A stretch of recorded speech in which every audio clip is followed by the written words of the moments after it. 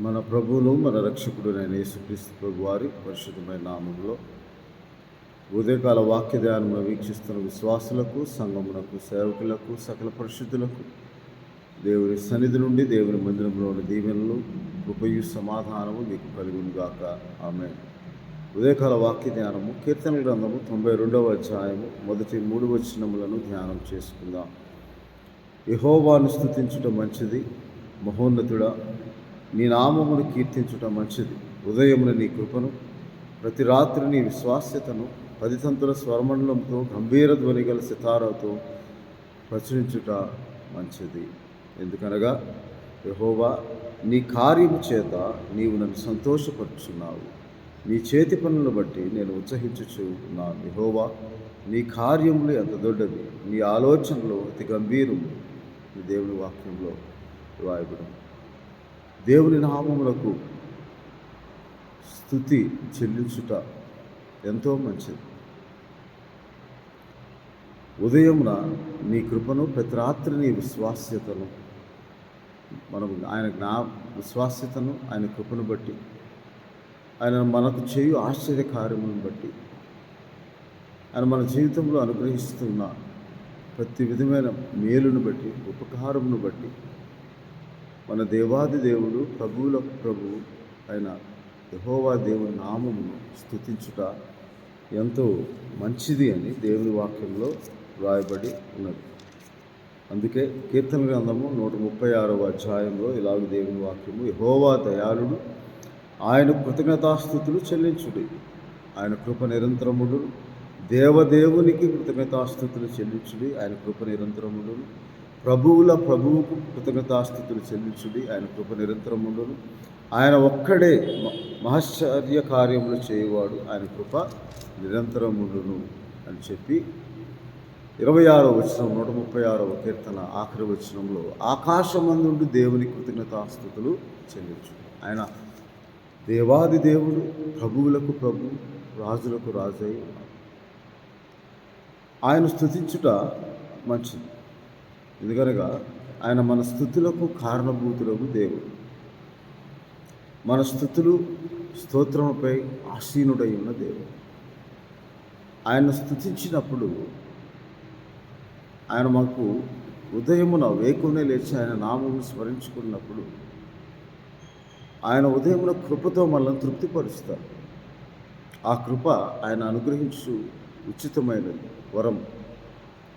కాబట్టి 90వ కీర్తనలో ఇలాగూ భక్తులైన మోషే 14వ వచనం, ఉదయమున నీ కృపతో మమ్మను తృప్తిపరచుము, అప్పుడు మేము మా దినములని ఉత్సహించి సంతోషిస్తాం. అందుకు యెహోవాను స్తుతించుట మంచిది. మహోన్నతునిగా, ఆయన మహోన్నతులైన దేవుడిగా, దేవదేవుడిగా, ప్రభువులకు ప్రభువుగా, అద్వితీయ దేవుడిగా, అనగా ఆయన తప్ప వేరొక దేవుడు లేడు, అద్వితీయ దేవుడిగా, పరమ ప్రభువు, పరమ దేవుడై ఉన్నాడని ద్వితీయోపదేశ కాండంలో రాయబడి ఉన్నది. మోషే ఇలాగూ ఆయన్ను గూర్చి ఇశ్రాయేలుకు ఉత్తరమిస్తూ, ఆయన ఇటువంటి వాడు, ఆయన ఎవరు? 10వ అధ్యాయము 17వ వచనంలో, ఏలైనగా నీ దేవుడైన యెహోవా పరమదేవుడును పరమ ప్రభువునై ఉన్నాడు, ఆయనే మహాదేవుడు, పరాక్రమవంతుడు, భయంకరమైన దేవుడు అని దేవుని వాక్యంలో రాయబడి ఉన్నది. ఎందుకనగా 21వ వచనము ద్వితీయోపదేశ కాండం 10వ అధ్యాయం 21వ వచనం, ఆయనే నీకు కీర్తనీయుడు, నీవు కన్నులారా చూచుచుండగా భీకరమైన గొప్ప కార్యములను నీ కొరకు చేసిన నీ దేవుడు ఆయనే అని దేవుని వాక్యంలో రాయబడి ఉన్నది. కాబట్టి ఆయన నామమును సేవించి ఆయన హత్తుకొని ఉండాలని దేవుని వాక్యంలో, ధర్మశాస్త్ర గ్రంథంలో మోషే భక్తుడు సెలవిచ్చిన ప్రకారం, మహోన్నతుడా యెహోవా నీ నామమును స్తుతించడం ఎంతో మంచిది అని దేవుని వాక్యంలో రాయబడి ఉన్నది.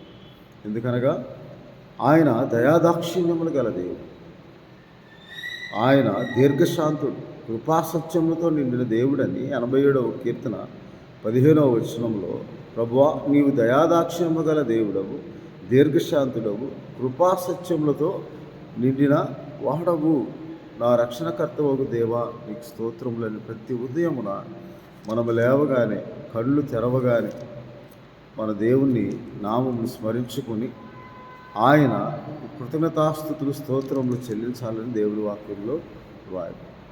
ఆయన నామం స్తుతించుటలో ఆయన మన జీవితంలో చేసిన ప్రతి కార్యమును ధ్యానించుకోవాలి. ప్రతి మేలును బట్టి స్తుతులు స్తోత్రములు చెల్లించాలి. ప్రతి ఉపకారం బట్టి కృతజ్ఞతాస్తుతులు చెల్లించాలి. కీర్తన గ్రంథము 77వ అధ్యాయం 12వ వచనంలో 11-12 వచనంలో ఆయన స్తుతించుటలో వేకువనే లేచి ఆయనకు ప్రార్థించినప్పుడు మనము యెహోవా చేసిన కార్యములను, పూర్వము జరిగిన నీ ఆశ్చర్య కార్యములను నేను మనస్సులోకి తెచ్చుకుందాను. మన మనసులో ధ్యానం చేసుకోవాలి. అలాగే నీ కార్యమంతయు నేను ధ్యానించుకుందును, నీ క్రియలను ధ్యానించుకుందును. దేవా, నీ మార్గము పరిశుద్ధమైనది, దేవుని వంటి మహాదేవుడు ఎక్కడ ఉన్నారు? అందుకు మనం యెహోవాను స్తుతించడం ఎంతో మంచిది. మనం కలిగి ఉన్న దేవుడు యెహోవా దేవుడుగా గల జనులుగా మనం ఉన్నాము. కాబట్టి ఆయన మహోన్నతమైన నామమును, పరిశుద్ధమైన నామమును, పూజింపదగిన నామమును మనం స్తుతించడం ఎంతో మంచిది. ఆయన కార్యములు ధ్యానించుకోవాలి. ఆయన చేసిన కార్యములు మన మనస్సుకు తెచ్చుకొని ధ్యానం చేసుకోవాలి. ఎందుకనగా ఆయన వంటి మహాదేవుడు ఎక్కడ లేడు. ఆశ్చర్యక్రియలు జరిగించు దేవుడవు నీవే అంటున్నాడు 77వ కీర్తన 14వ వచనం. జనములలోని శక్తిని నీవు ప్రత్యక్షపరచుకొని ఉన్నావు అని దేవుని వాక్యంలో రాయబడి ఉంది.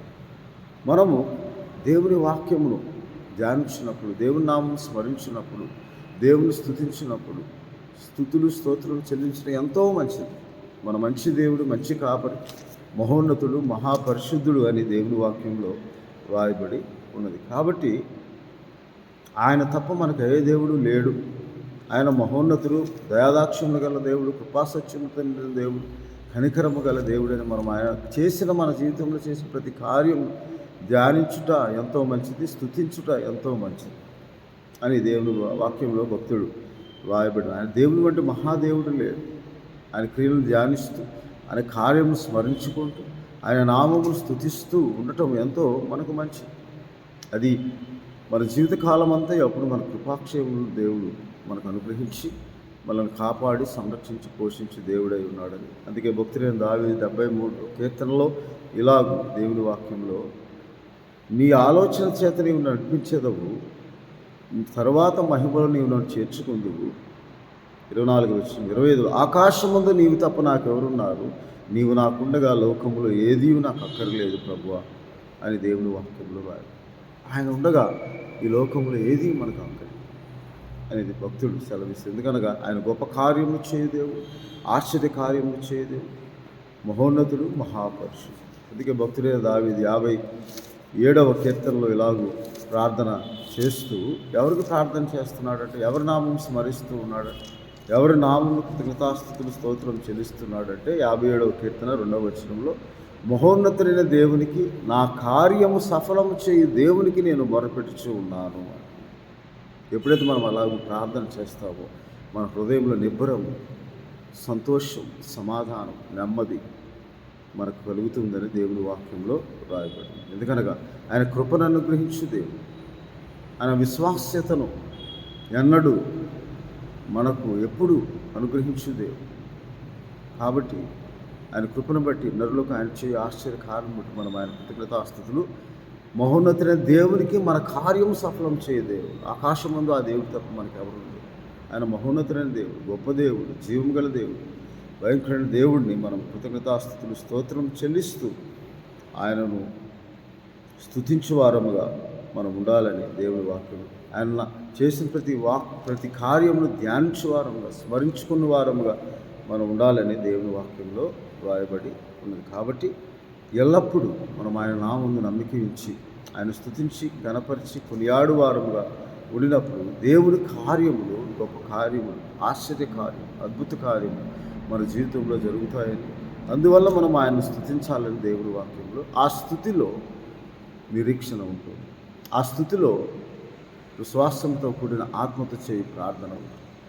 ఆ స్థుతిలో దేవుని నామమును మహిమపరచుటకు గల పరిశుద్ధమైన ఆత్మ సహాయం మనకు ఉంటుంది.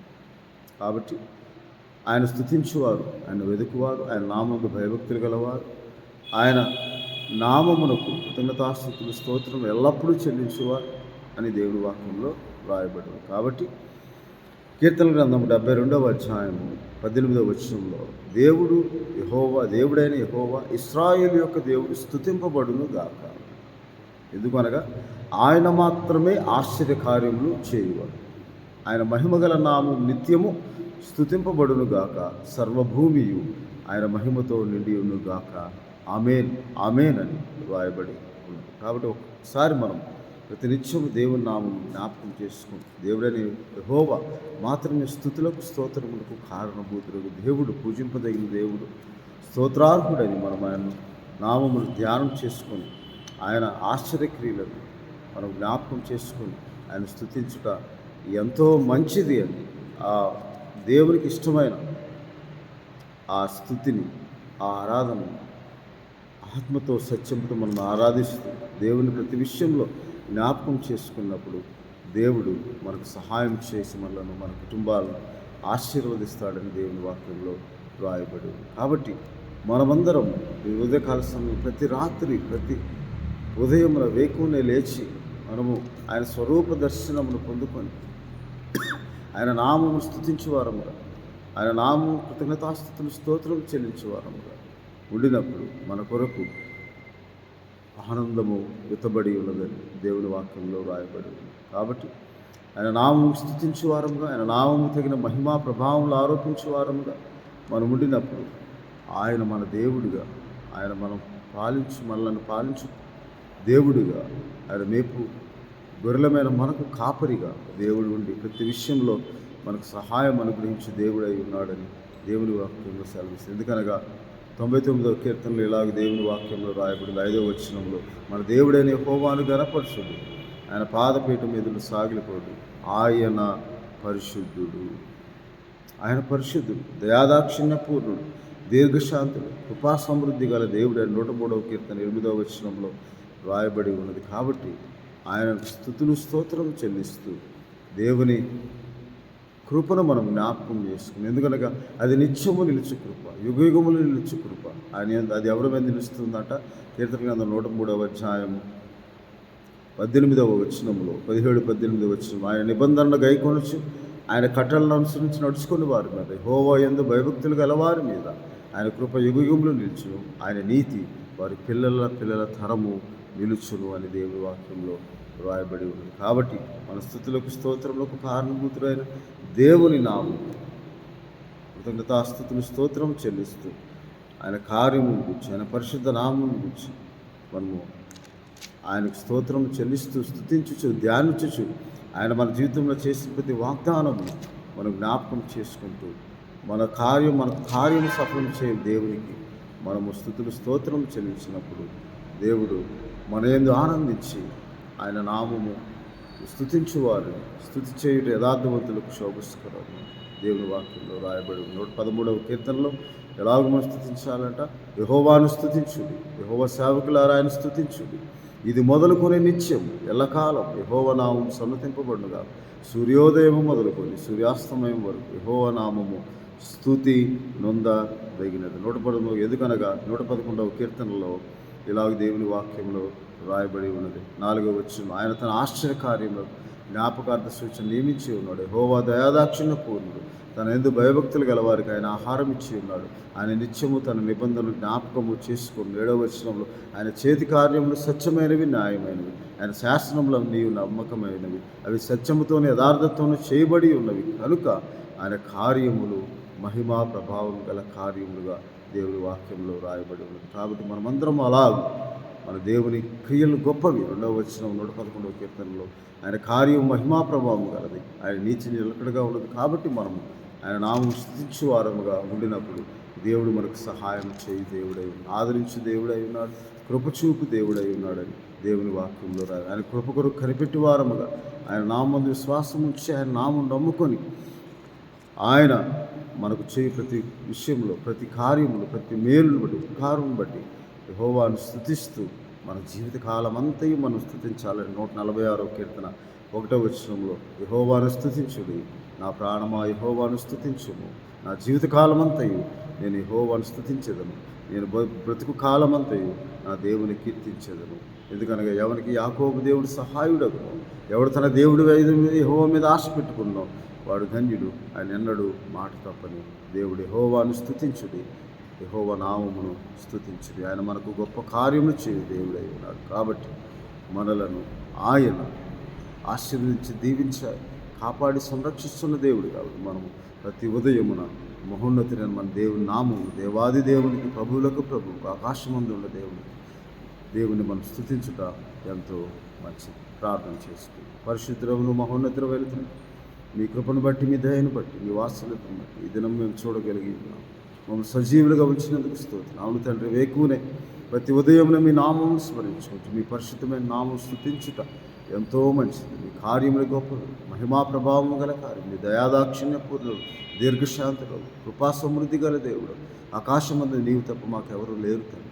మీరే మమ్మల్ని ఆదరించు దేవుడు, కాపాడు దేవుడు, మా ప్రభ పోషించు దేవుడు, సంరక్షించు దేవుడు. మీకు స్తుతులు స్తోత్రాలు చెల్లిస్తూ ఈ వీడియో ద్వారా వీక్షిస్తున్న ప్రతి ఒక్కరు అలాగే మా స్థుతులకు స్తోత్రములకు కారణభూతులు అయిన నిన్ను స్తుతించి మీ నామం మహిపరిచి మీ నామం కృతజ్ఞతాస్తుతులు చెల్లించుటను ఎడదగక ఎల్లప్పుడూ మీ నామమును ధ్యానించుకుంటూ ప్రభా మీ నామముకు స్తోత్రం చెల్లించినట్లు గల ఆత్మ నడిపి ప్రతి ఒక్కరికి దయచేసి ప్రతి కుటుంబమును దీవించి ఆశీర్వదించమని మా ప్రభువును రక్షకుడు నేను యేసుక్రీస్తు వారి పరిశుద్ధమైన నామం ప్రార్థన చేయించున్నాము తండ్రి. తండ్రి దేవుని ప్రేమ, ప్రభువును రక్షకుడైన యేసుక్రీస్తు వారి కృప మనం చేయు స్థుతుల మీద ఆశీనుడైన మన దేవుడు మీరు చెల్లించే స్థుతులు స్తోత్రములు పరలోక సంబంధమైన ఆశీర్వాదం మీకు అనుగ్రహించి మిమ్మల్ని, మీ కుటుంబంలో, మీ బిడ్డలను దీవించును గాక. ఆమేన్.